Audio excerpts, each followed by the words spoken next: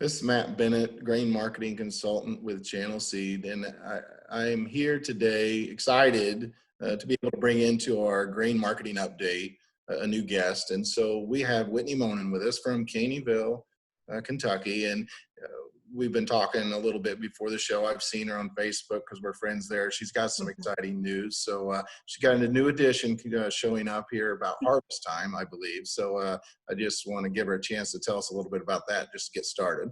Yes, and I appreciate you having me today, Matt. Absolutely. So, yes, big news on the Monin family front. We are adding a new addition to the Monin clan and to the channel family.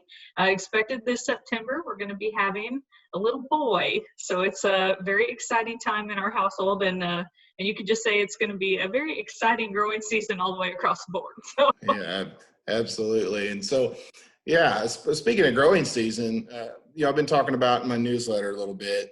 I mean, our conditions in this part of the world right now are wet, but we got started early. We planted early. I had some folks tell me they thought I was starting too early, but we planted early, and that corn made it up in 3 weeks. All of our corn is making it up. Looks pretty good. It's gone through some cold, through some wet, a little bit of everything. But I've had people tell me, well, maybe it doesn't look so good outside of your area. And so I think having you on here with all the fields that you see in all the country that you travel, we need to kind of know, what are you seeing out there? Yeah, and it's a fair point, Matt, because I think you and I have had the discussion that this year there's a lot less uniformity across the entire Corn Belt. Last year we were all paddling in literally the same canoe out in the field. And this year we have had a tremendous amount of planting progress in my area specifically. So as a technical agronomist for Channel, I support our farmer customers in the entire state of Kentucky and all of southern Indiana. So basically everything south of Indianapolis. And I can tell you that I have seen some tremendous wins in the field. Now, for those who keep up with the USDA's crop progress report and looking at our planting progress report, I think as of May 4th, so this last Monday here, Kentucky was showing planting progress in corn just over 50%. And I have to be honest with you, I don't think that accurately reflects the amount of work we have done in the field. So we have had a tremendous amount of planting progress. And I really think whether it's Kentucky or southern Indiana, one of the biggest key wins that I've seen playing out in the field this year is our farmer customers have been extremely proactive, not reactive, when it came to getting to the field. And I know there was a tremendous amount of hesitation in the entire ag Twitter sphere. We were all very concerned about the cool temperatures, the risk for imbibational chilling injury, all these potential things that could happen, getting the corn and the soybeans in the ground this early. But to be totally honest with you, I think this has been a tremendous start to our spring. And I've been out in the field. The muck boots have been riding in the passenger seat for the last 2 weeks, scouting some of these early planted fields. And it's just been tremendous. The stands that we're seeing here early, and really the soil conditions that we planted into, were just fantastic. I have had the opportunity to speak with numerous growers, and one said to me, Whitney, here, April 9th, 10th, 11th, I have had the best soil conditions that I've maybe ever planted into in my career. And I planted in 2019 from April 9th to July 16th. I never planted into the ground as good as it has been this spring. So just a tremendous win across the board when it came to soil conditions and getting some things started off the way we want them to. We have had innumerably more soybeans put in the ground early. This is a tremendous win for farmers across the board. And I think that those decisions to go early with beans are going to pay off in the combine grain tank to come here this fall. So there's a lot of things that have been outside the scope of our control this spring, from the temperatures to the markets to a lot of other things going on. But the things that we did control, we've been doing a darn good job at it. So. Right. And I think me as a producer, whenever I first started planning the first week of April 6th and 7th, I actually had a couple of readers of the newsletter.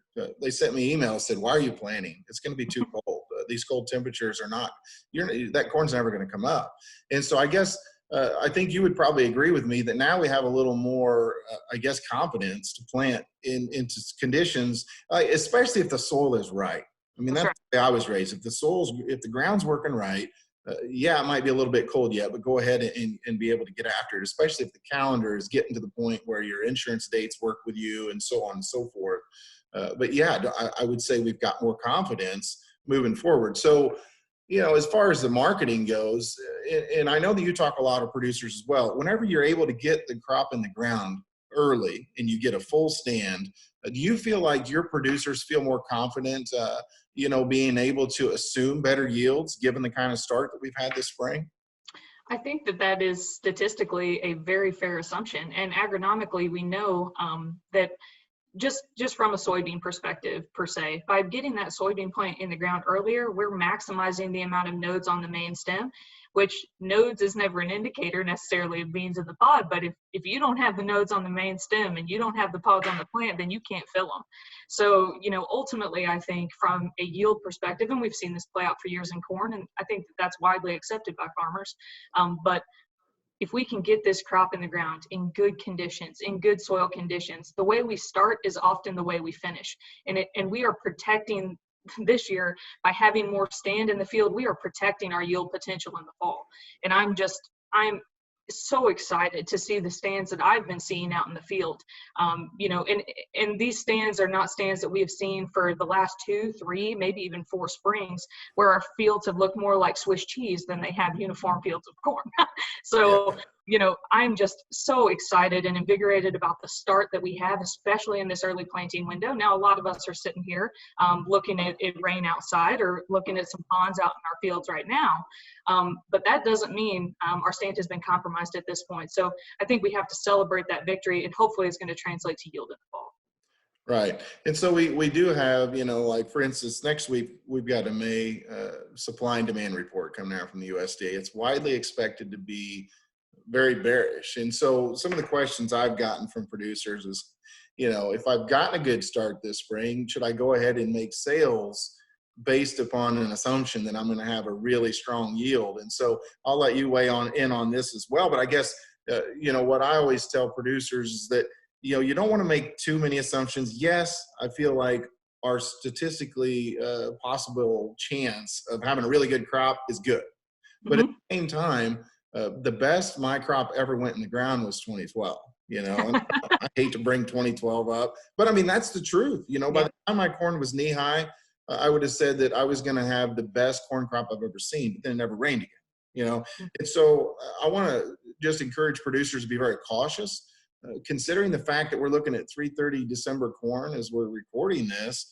330 corn, if the market turns around and moves higher and you've sold and you don't raise what you thought you were going to raise, that can be a devastating situation. And so I'm excited, about the fact that we've gotten this really good start. But as you talk to producers, do you hear some of the same hesitancy on making sales at these price levels, or do you feel like their spirits are rejuvenated at all by the fact that they've been able to have a good spring, or do you think that they're still, I guess, I don't want to use the word depressed, but a little bit frustrated with the situation we're in from a financial perspective? I think there's a general frustration overtone that really it goes across to everything, Matt.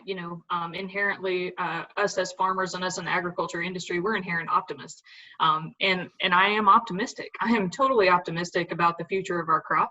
But of course, we all know from a risk mitigation perspective, we can't put all of our eggs in one basket, and that's no different agronomically. So while we have the stand, we have an excellent start, and quite honestly, having a broken up planting window doesn't hurt my feelings at all from an agronomic risk mitigation perspective, especially when we start talking about wind events, green snap risk. Is it going to rain and help the early beans, or is it going to rain and help the late beans? Having this broken planting window, it is all going to help us meet some of our yield goals, hopefully, and get us to where we want to be. But we do have to recognize that the ultimate factor when it comes to agronomy is Mother Nature, and you can't roll big sometimes at this point in the growing season. So we all have to know what we have, be happy about what we have in terms of starting out, but know there's still a whole lot of risk that can come down the road. Yeah, absolutely. I think one thing that I've said is that planting corn early gives me a little bit of, I guess, I feel good about it because I can pick a little bit of early corn, switch over and cut beans, and then come back and pick corn that's not 13%. So I guess I feel good about that. But really appreciate you being on today with us, Whitney. next week, we're actually going to have Larry Adams on again. He's going to go over the USDA report with us. But, if anybody wants to reach out to you and ask you questions, what's the best way to get a hold of you?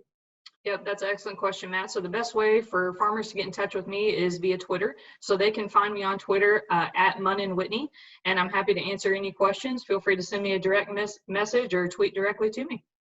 Yeah, absolutely. And I'll just remind everyone, the best way to get a hold of me too is Twitter. Something that I think we all check fairly often, maybe too often if you ask my wife, but at Chi321 is the best way to get a hold of me. So again, this has been a grain marketing update. Appreciate everyone tuning in. It's Matt Bennett with Channel C.